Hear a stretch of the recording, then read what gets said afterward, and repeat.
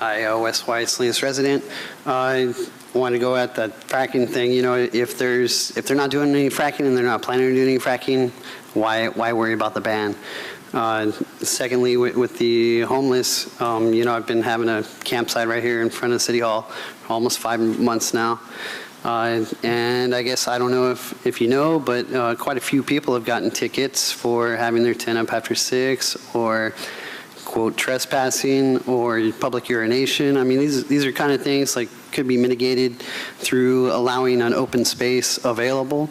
I suppose that opens you up to a little bit of liability, but there are tent-run camp communities that are homeless run. And they all have rules-based, so that is something I would hope you would consider. Also, 24-hour bathrooms throughout all the parks in the city. I mean, we're almost entrapping people the way it's going, because there's nowhere for people to be. I mean, if they're too poor to afford rent, you just got to leave town, and that's not appropriate either. So we need to provide some kind of space. These are our community members. They've lived here, they're born and raised here, at least 10, 15 years. You know, they've transitioned to this being their home, and they've really got nowhere else to go. Pushing them to another community altogether where they're complete strangers is just heartless. We're supposed to be building community.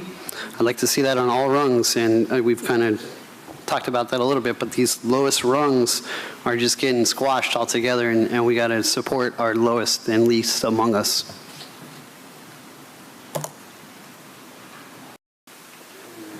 West Salinas resident. I am hoping that you guys are going to have community meetings for every single improvement that happens, public input as well as computer, you know, online or Twitter, whatever, Facebook. Make sure you're very thorough in getting the traffic stats as well, but also the preferences of the community. Same time.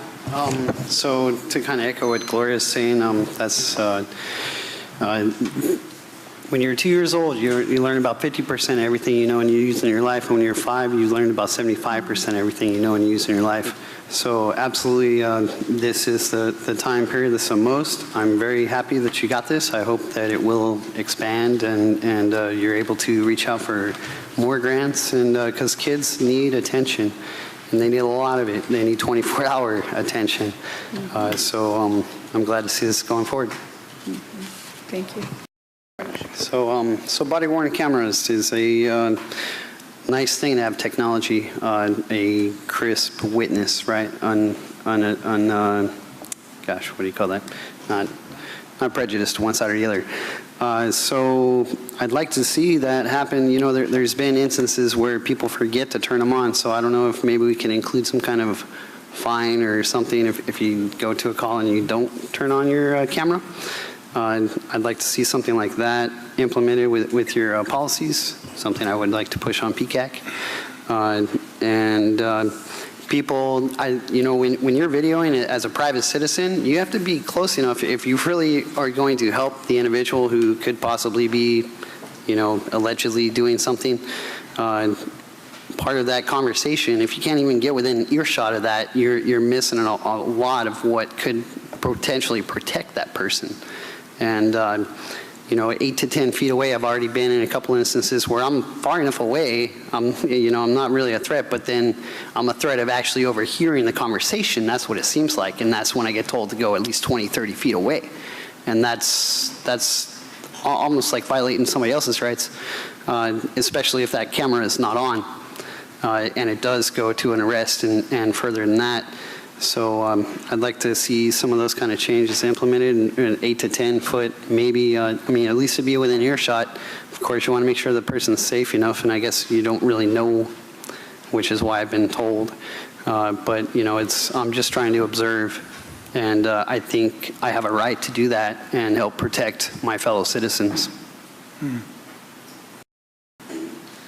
I want to echo that DA comment. Absolutely, all those cases should just be thrown out, man. You're trying to squeeze blood out of a turnip. People can't even hardly exist. This is the thing that really irritates me. Finding number 5, there are insufficient resources to house the homeless, evidenced by increasing number of encampments and people living in the street. Okay. What you say is you got a lack of resources, and in addition to lack of resources, we believe that the increase in homeless encampments in Salinas is the result of more aggressive displacement of homeless encampments in neighboring cities. Thus, we believe that there should be shelters and other resources evenly dispersed throughout the region and a collaborative approach to responding to encampments so as not to shift people around the region. Isn't that the pot calling the kettle black? Aren't you guys doing the same exact thing? You've been doing this since March, pushing people around everywhere, displacing them around the region. Yeah, you're going to sit here and say, oh, it's not me, it's them. You can't be doing that. It's what you call a bold-faced lie. Remember in court? Tell the judge, oh, no, we have no intention of sweeping people on Friday, when you went on camera on Tuesday telling everybody that's exactly your plan. Okay. In the interest of further transparency, I hope that you would report out on all closed session items, whether or not you come back to session or not, at least make that available.